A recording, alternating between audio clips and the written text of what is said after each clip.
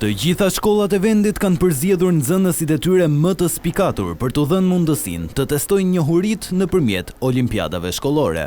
Që prej datës 10 nëntor, këta nxënës janë vënë përballë sfidave në të gjitha lëndët e kurrikulës, duke dëshmuar nivelin e tyre të përgatitjes.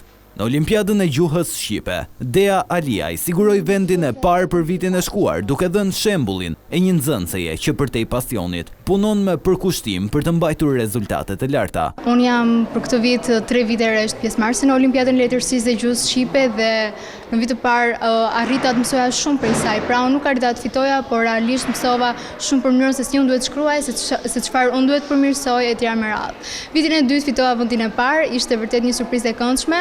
Dhe për vitin e tretë normalisht që synoj lart e më lart, vështirësia e qëndron sepse jemi olimpiadistë, pra jemi nxënës që supozohet që ne dim shumë më shumë se ç'na mësohet, pra do të thotë që ne kemi talent dhe që lexojmë për te asaj çfarë ne mësojmë në shkollë. Ndërsa Bora, pjesëmarrëse në disa olimpiada, ka për zemër atë të gjeografisë. E gjetëm duke u përgatitur për fazën e dytë, atë në rang qyteti.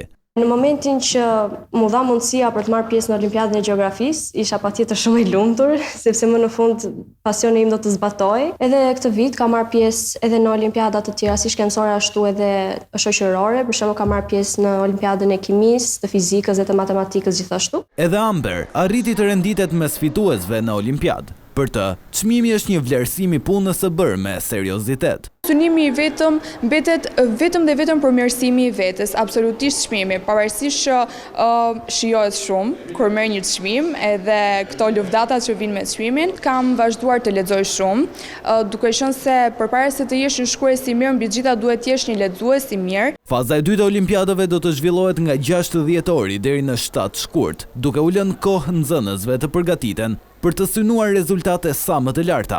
Më pas, rrethi pjesëmarrësve ngushtohet edhe më shumë në fazën e tretë, atë kombëtare, nga 14 shkurti deri në 11 prill, ku nga rezultatet do të hartohet lista e nxënësve ekselent të vendit për secilën lëndë.